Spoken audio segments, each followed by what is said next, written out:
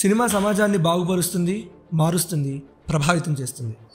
ఎంతలా అంటే రాముడి భార్య ఎవరో కృష్ణుడి అన్న ఎవరో కూడా తెలుసుకోవాలనే ఇంట్రెస్ట్ కూడా లేని జనరేషన్ని కల్కి గురించి, శంబల గురించి, కర్ణుడి గురించి తెలుసుకోవాలనేలా చేసింది మన కల్కి 2898 AD. దానికి I'm happy. First of all cinema గురించి నో స్పాయిలర్స్, చూడని వాళ్ళు చూసేయండి. తెలుగు సినిమా స్థాయిని పెంచడానికి ఈ రేంజ్ కలకన నాగశ్విన్ గారికి, ఆ స్వప్నాన్ని సాకారం చేసిన స్వప్నాదత్ గారికి, వైజయంతి మూవీస్కి హ్యాట్స్ ఆఫ్. అయితే ఇప్పుడు ఈ పాడ్కాస్ట్ వీళ్ళ గురించి కాదు, ఇద్దరు గొప్ప యోధుల గురించి. కురుక్షేత్ర రణరంగం అనే నాణానికి రెండు వైపులా నించున్న మహావీరుల గురించి, ధర్మాధర్మాల మధ్య జరిగిన సంగ్రామంలో ఎదురెదురుగా నించున్న రణధీరుల గురించి, అర్జునుడు కర్ణుల గురించి.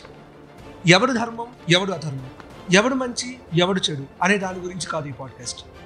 స్కిల్ వైజ్ ఇద్దరిలో గొప్ప శస్త్రధారి ఎవరు అనే దాని గురించి. ఎందుకంటే కర్ణుడి నోటి మాట వల్ల నిండు సభలో ద్రౌపది వస్త్రాపహరణం జరిగింది. కర్ణుడి వాచాలత వల్లే కురుక్షేత్ర రణం జరిగింది. కర్ణుడి అసూయ కౌరవ పాండవుల మధ్య వైరాన్ని పెంచింది, యుద్ధానికి దారితీసింది. సో ఎవరు మంచి ఎవరు చెడు అనే విషయంలో నేనైతే క్లియర్, నో డిబేట్. ఇద్దరిలో ఎవరు గొప్ప వీరుడు అనే డిబేట్లో వ్యాస భారతంలో ఏముంది? అసలు కర్ణార్జునులు ఎన్నిసార్లు తలపడ్డారు, ఎవరు ఎన్ని గెలిచారు? Let's get into the facts and stats. Welcome to Itihasam with Darhaas. ముందు అర్జునుడి గురించి మాట్లాడదాం. అర్జునుడు ఎప్పుడైనా ఓడిపోయాడా? ఎస్. అర్జునుడు మొట్టమొదటి డిఫీట్ మన విజయవాడలోనే జరిగింది. భారతంలో కిరాతార్జునీయంలో పరమశివుడి చేతిలో ఓడిపోతాడు అర్జునుడు. నెక్స్ట్ కురుక్షేత్రంలో భీష్ముడి అస్త్రం అర్జునుడిని మూర్ఛపోయేలా చేస్తుంది. అప్పుడే కృష్ణుడంతటి వాడు కూడా మాట తప్పి అర్జునుడు ఓడిపోతే ధర్మానికి గ్లాని అని రథచక్రాన్ని పట్టుకొని మరీ భీష్ముడి వైపు పరిగెడతాడు. ఇది రెండో ఓటమి. నెక్స్ట్ కురుక్షేత్రంలో 14వ రోజు ద్రోణాచార్యుడి చేతిలో కూడా ఓటమి.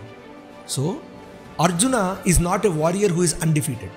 నెక్స్ట్ దాన వీర శూర కర్ణ, వాజ్ హీ అన్డిఫీటబుల్? అర్జునుడిని పక్కన పెడదాం, మిగతా వారి చేతిలో ఎప్పుడు ఓడిపోలేదా? కర్ణుడి మొట్టమొదటి ఓటమి చిత్రసేనుడు అనే గంధర్వుడి చేతుల్లో. పాండవ వనవాస సమయంలో దుర్యోధనుడు అరణ్యంలో ఉండి ఆనందిస్తుంటే చిత్రసేనుడు అనే గంధర్వుడిని ఓడించి కర్ణుడు పోరాడతాడు. చిత్రసేనుడి ధాటికి ఆ యుద్ధం నుంచి ప్రాణాలు కాపాడుకోవడానికి పారిపోతాడు కర్ణుడు. నెక్స్ట్ అర్జునుడి కుమారుడు అభిమన్యుడి చేతుల్లో కర్ణుడి పరాభవం. ఆ నెక్స్ట్ కురుక్షేత్రం 12వ రోజు యాదవ కుల సైన్యంలోని యుయుధాన్యుడు అలియాస్ సాత్యకి చేతిలో కర్ణుడి ఓటమి.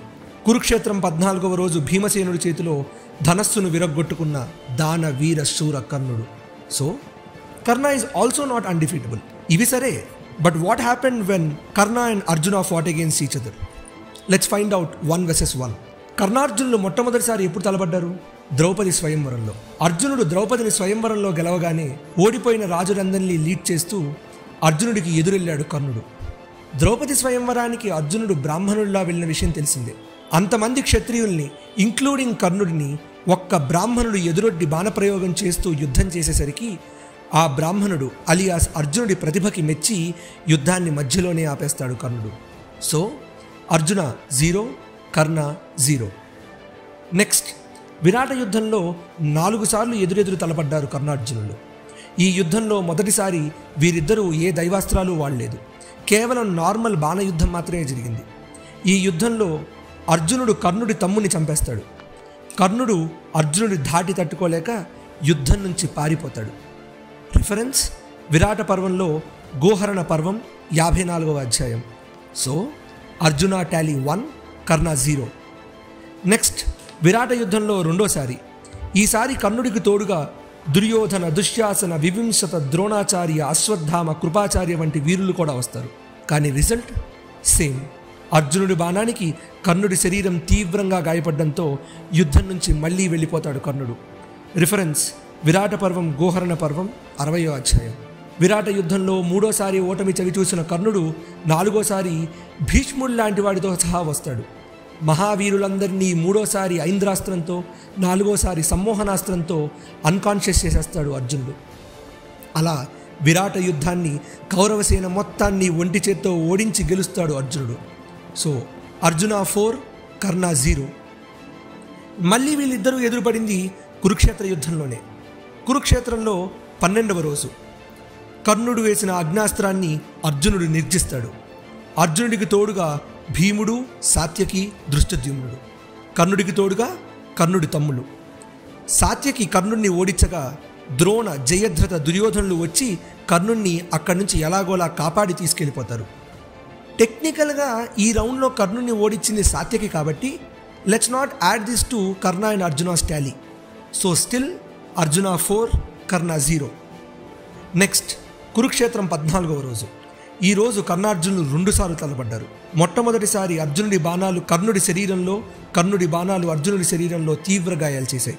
అర్జునుడి బాణం కర్ణుడి చేతిలో ధనస్సును చీల్చి కర్ణుడి చేతిలో 9 బాణాలు దించింది. కర్ణుడిని అశ్వత్థామ వచ్చి కాపాడడంతో ఆ పోటీ అక్కడితో ముగిసింది. కానీ అదే రోజు రెండోసారి తలబడ్డారు ఈ ఇద్దరు. ఈసారి కర్ణుడు తిరగబడ్డాడు. కర్ణుడి బాణధాటికి అర్జునుడు విలవిలలాడిపోయాడు. దుర్యోధనుడు కర్ణుడికి సాయంగా వీరులను పంపాడు. అర్జునుడు కర్ణుడి రథానికి ఉన్న 4 గుర్రాలని చంపేసి రథసారథిని కూడా చంపేశాడు. రథం లేక ఏం చేయాలో పాలుపోని కర్ణుడిని మళ్ళీ వచ్చి కాపాడాడు అశ్వత్థామ. సో అర్జున 6, కర్ణ 0. కురుక్షేత్రం 16వ రోజు. ఆల్మోస్ట్ సాయం సంధ్యలో ఇద్దరు ఎదురుపడ్డారు. వీళ్ళు కాసేపు యుద్ధం చేసేసరికి సూర్యుడు అస్తమించాడు. ఆ రోజుకి యుద్ధం ముగిసింది. సో ఈ టాలీని యాడ్ చేయట్లేదు. అర్జున 6, కర్ణ 0. నెక్స్ట్ కురుక్షేత్రంలో 17వ రోజు. కర్ణుడు మరణించిన రోజు. కర్ణుడి ముందున్న వృషసేనుడిని అర్జునుడు చంపగానే కర్ణార్జునుల యుద్ధం ప్రారంభమైంది.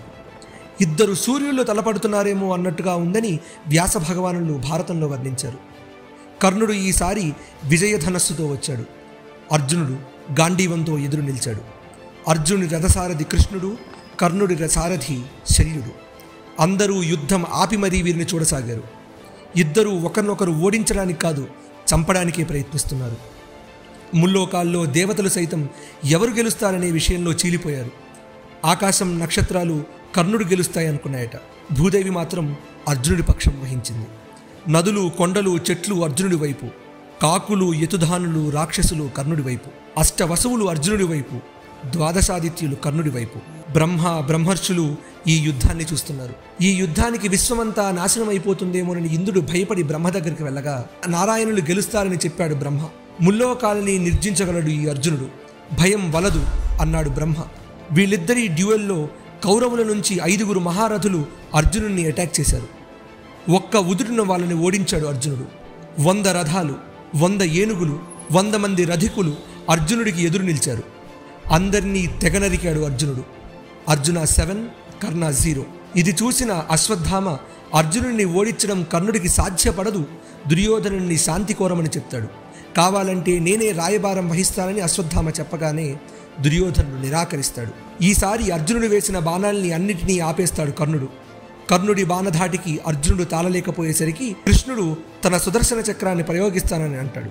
అర్జునుడు ససేమిరా వద్దంటాడు. It was clear. ఈ రౌండ్లో కర్ణ వాస్ క్లియర్ విన్నర్. అర్జున 7, కర్ణ 1. ఈ రౌండ్లో అర్జునుడి అస్త్రాన్ని కర్ణుడు ఛేదిస్తాడు. కర్ణుడి బాణాలు అర్జునుడిని, భీముణ్ణి, కృష్ణుణ్ణి కూడా గాయపరుస్తాయి. అర్జునుడు బాణాలకి సుశేషనుడికి, శల్యుడికి, కర్ణుడికి గాయాలవుతాయి. కర్ణుడు బాణవేగాన్ని మ్యాచ్ చేసే ప్రయత్నంలో అర్జునుడి వింటినారి విరిగిపోతుంది. కర్ణుడు విపరీతమైన వేగంతో బాణాలు సంధిస్తున్నాడు. ఈ అవకాశాన్ని ఉపయోగించుకున్నాడు కర్ణుడు. అర్జున 7, కర్ణ 2. అర్జునుడు కర్ణుడి నాగాస్త్రాన్ని కౌంటర్ వేస్తాడు.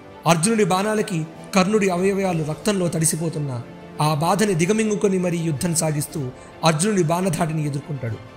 అర్జునుడి కోసం దాచిన నాగాస్త్రాన్ని ప్రయోగించిన కర్ణుడు విజయం సాధించాలని అనుకున్నప్పుడు అర్జునుడిని కృష్ణుడు కాపాడతాడు. So Karna was this round winner 2. Arjuna 7, కర్ణ 3. కానీ ఆ ప్రయత్నంలో అర్జునుడి రథశిఖరం కూలగొడతాడు కర్ణుడు.